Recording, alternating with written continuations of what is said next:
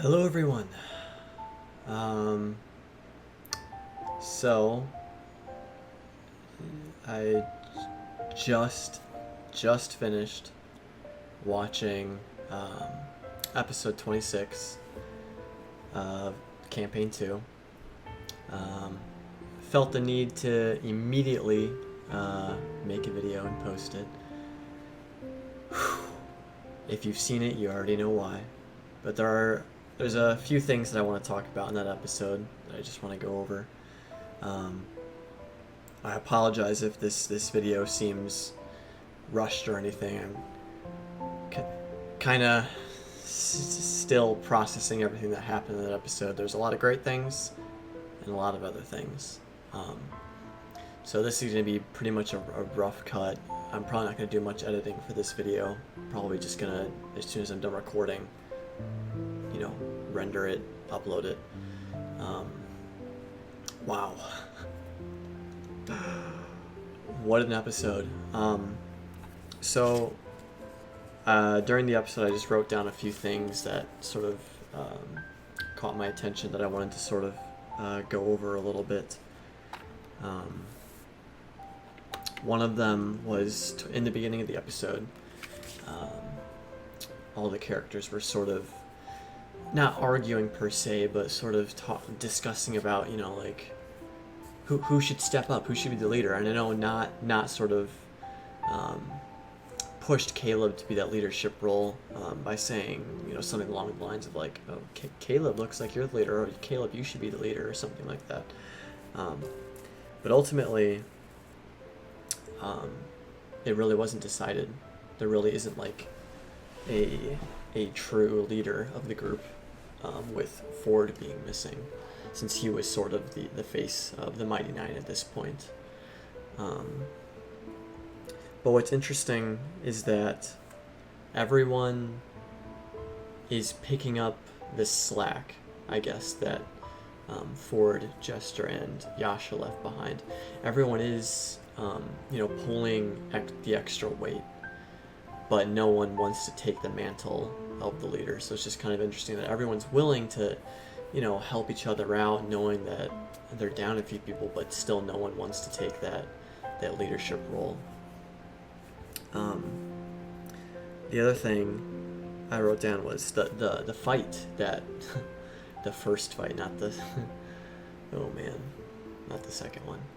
The fight with the Ankegs, I think that I apologize if I'm mispronouncing that. I believe that's what they're called. That fight went really well. Like, if they didn't even plan anything, it worked so perfectly. Everyone did their jobs. Caleb with his supporting spells, Bo and Molly just frickin' wrecking those stupid ass bugs. Not, fighting from a distance. Keg with the beautiful first attack, leaping off the horse, natural 20. That was so badass, and I loved it. I just loved that. That fight just went so smoothly, and at that point I was like, wow, they're actually being effective in combat. Because I felt like, not that they didn't have poor combat before, but it felt scrappy, it felt like blocky, it just didn't feel structured, it just felt random. But this one just felt super smooth, which I thought was a nice change of pace from the previous battles. I also wrote down whose house, because there was that house that was sort of abandoned, that they sort of took shelter in a little bit right before that first fight. I just wrote down whose house because I don't know, maybe I thought I was going to want to talk about it later, but honestly I don't think it really matters at this point. That house is such an afterthought after everything that's happened that I don't really think we even need to talk about it. I'll talk about that later. Caleb wanting to act. I'm trying to decipher what I wrote down on this card that I just quickly scribble as I'm watching the episode.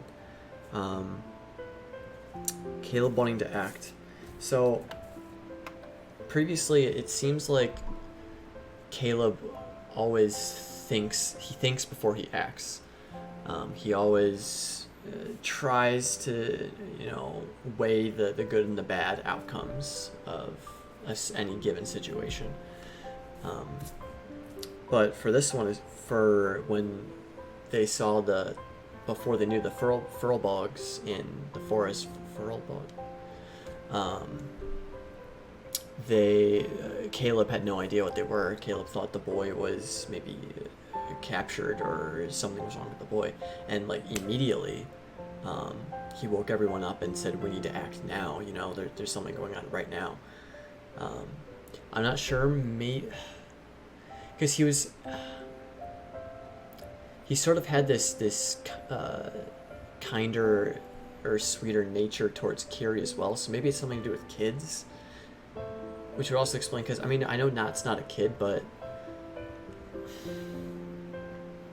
Caleb might see Nott as like a sister or like a family. I believe he said before.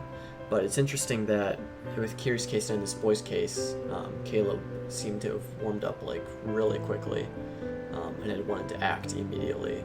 And he also did really care for Kiri. I think he was one of the first ones, at least, to bring up the fact that we need Kiri like out of here, or she's going to die. So there must be something that Caleb has yet to share about his backstory with kids, or maybe he sees himself in these kids. Maybe when he was, I know Liam had made a note that Caleb was lawful evil.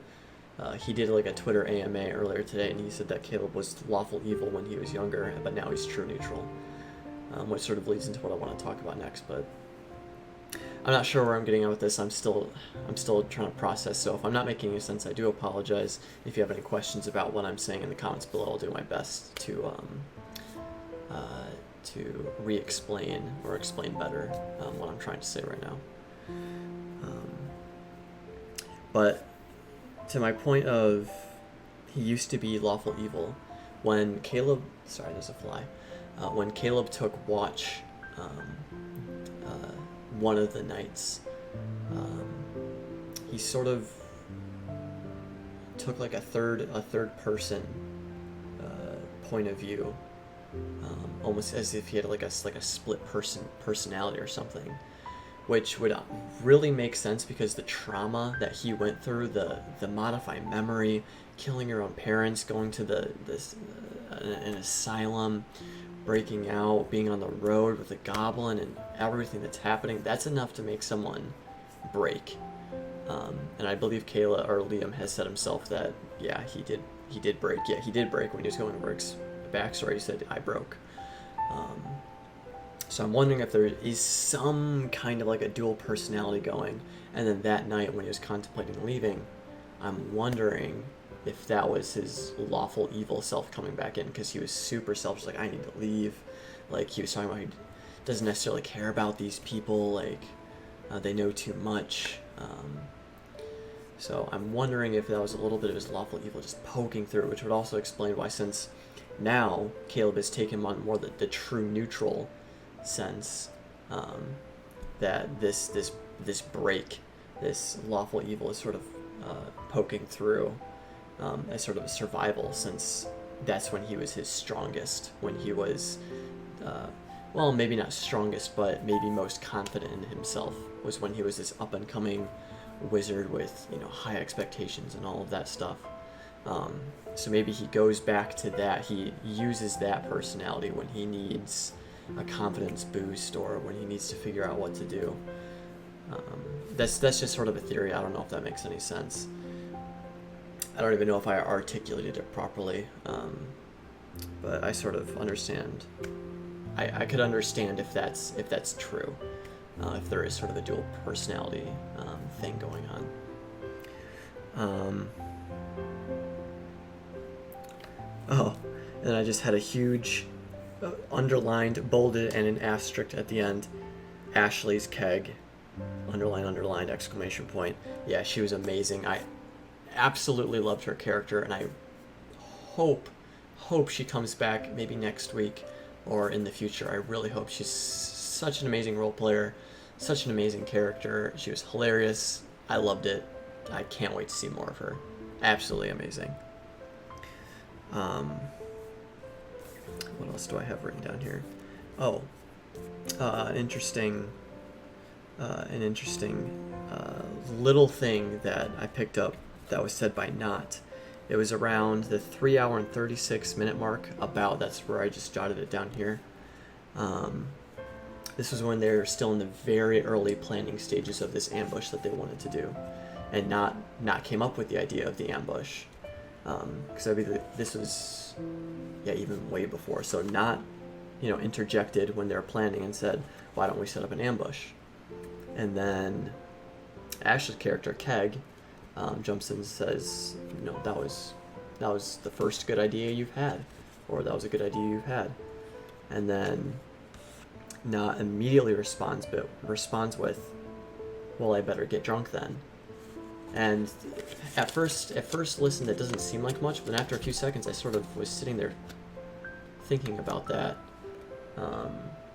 And then I immediately thought of, well, what does this mean?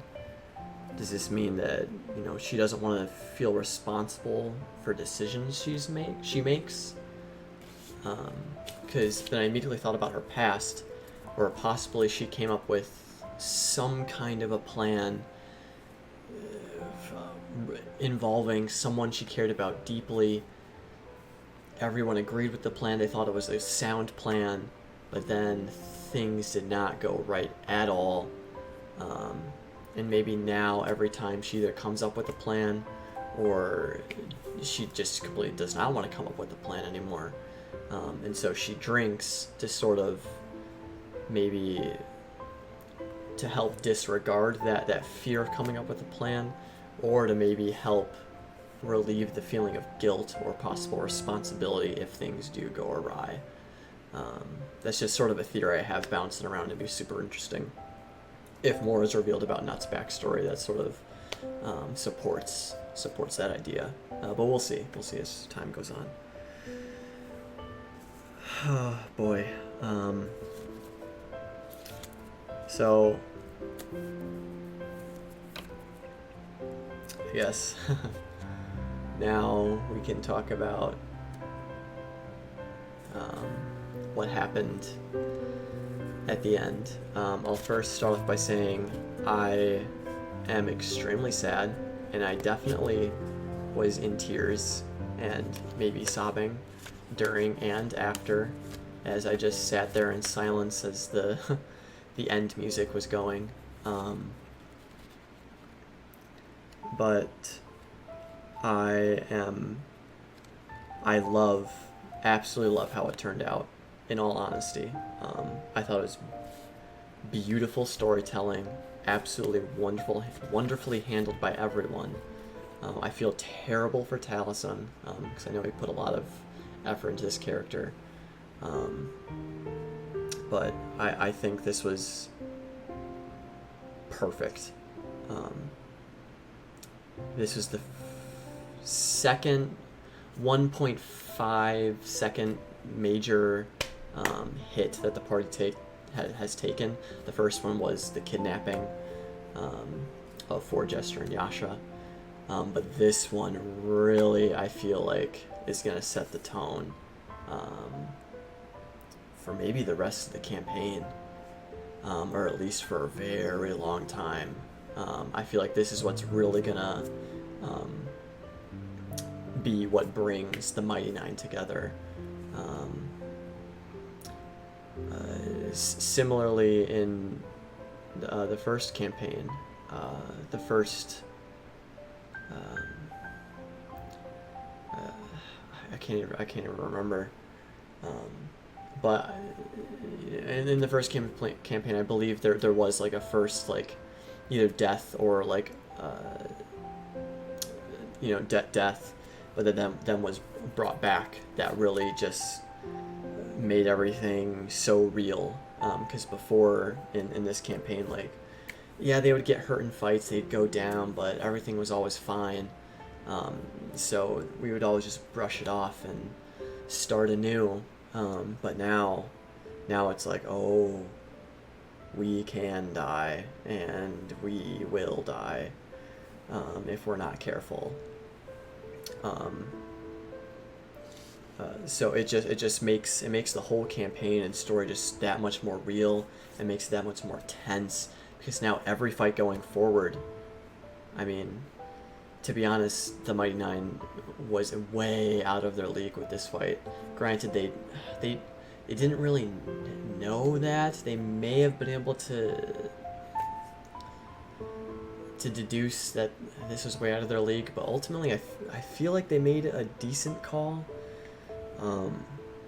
The plan seemed sound, but the cards just weren't in their favor. But overall, this was perfect for the narrative of the story. Absolutely brilliant, perfect. I would not change a thing. And what a wonderfully beautiful way for Molly to go out. Just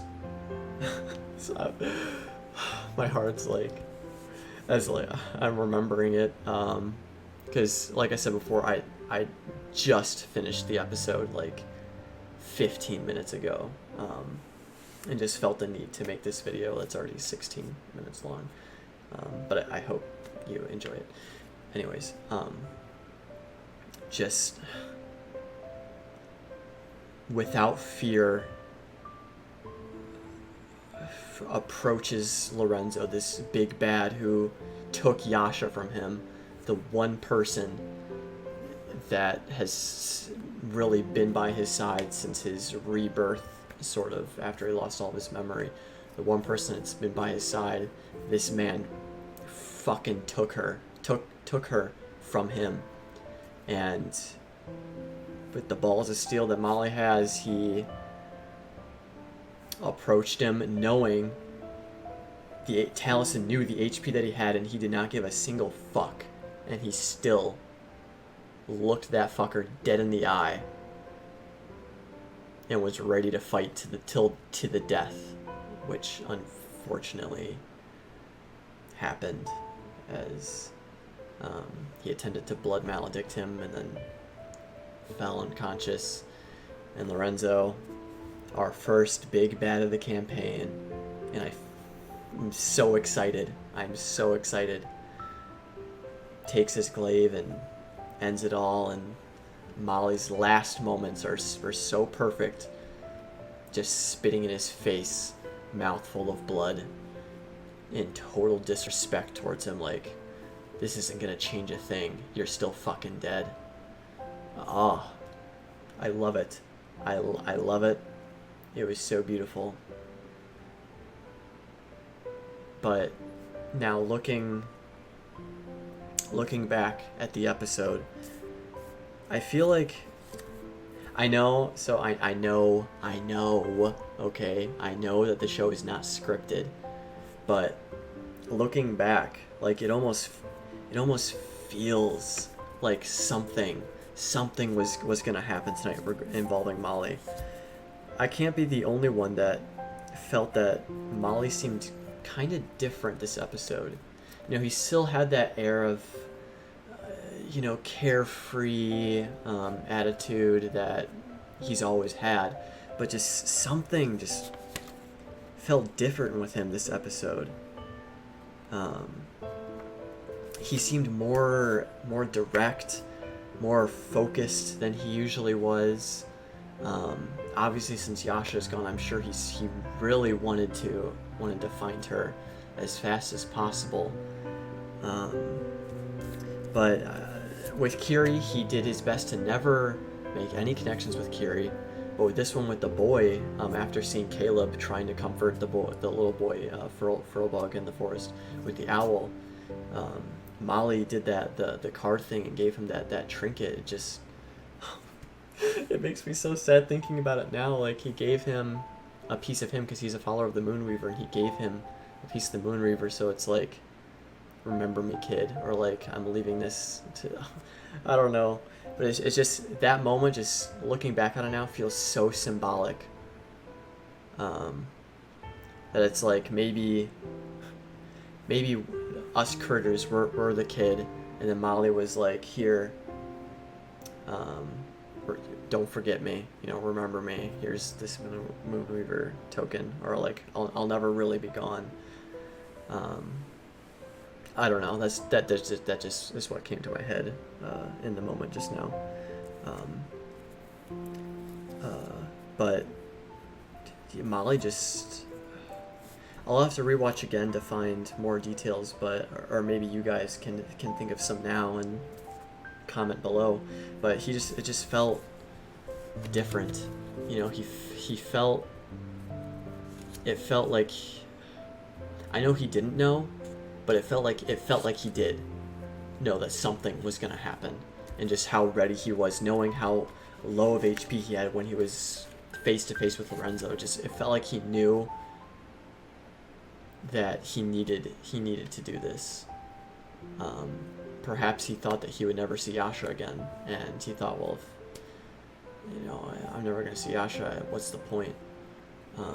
But that doesn't really feel like Molly. But then it sucks even more because, Molly and Bo, they've always been butting heads, but it felt like this episode they finally had a connection when they took their watch, they were sharing a drink, sharing stories, which again just makes me even feel even more that Molly or Taliesin subconsciously knew that something was going to happen tonight. Molly felt like he had to share a bit more to feel like he was a part of a family, or just feel whole, maybe to feel, I don't know. He just felt like he had to share, and just try to make a connection, maybe make amends. He felt like he had to make amends with Bo, since they kept butting heads. Maybe it's like a send-off, like, I don't want to leave on bad terms, so I'm gonna make amends with Bo. I don't know, this is obviously all speculation and theory. Obviously he doesn't know, it's not scripted or anything, but just looking back at it, it just feels so,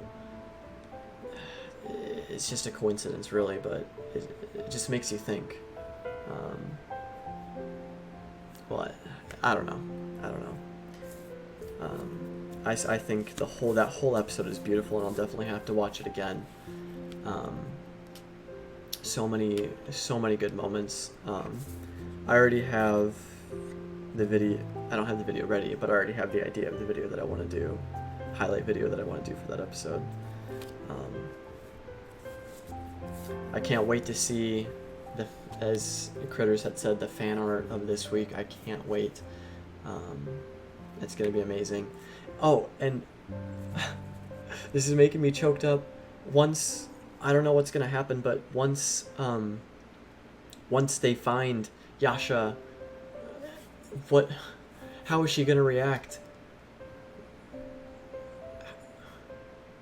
What's she gonna say?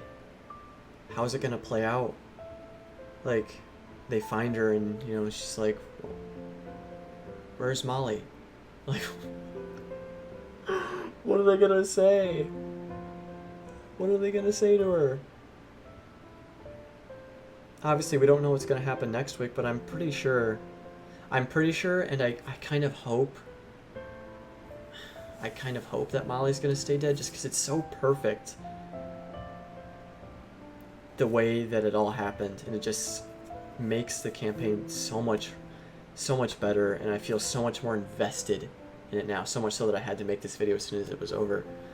I just love it so much. That's what I love this show so much, and I'm so glad I found it when I did. Absolutely beautiful, and I'm sure you all feel the same. But oh god, my heart is going to shatter into a million pieces if Molly stays dead and they find Yasha, and that's going to be a rough one. That is going to be a rough episode. Very rough, very rough. But I think that about covers everything. Oh, and I was getting, this is another side thing, I was getting some serious Negan vibes from Lorenzo. I don't know if any of you kind of thought that, but like the making it of an example, and then when after the fight was over and they surrendered, Lorenzo took Keg and like put her on her knees and was gonna kill her, but then didn't. It just felt like so Negan to me, and I love Negan as a villain, and I love Lorenzo as a villain. He's so awesome. And I hate him, but that's what makes him awesome. And I am so flippin' excited to see how this arc is gonna pan out. I cannot wait for next week's episode. Cannot wait. Cannot wait to see what's gonna happen, how it's gonna end, how long it's gonna be. It's gonna be absolutely amazing. And I'm so glad I get to share these experiences with all of you amazing people and critters out there. It's gonna be a wild ride, and I'm sure I'll be making more of these sort of aftermath, I guess, videos. I don't even know what I'm gonna call this. I don't know. I'll think about that later while it's uploading. But anyways, I hope you guys enjoyed that episode as much as I did.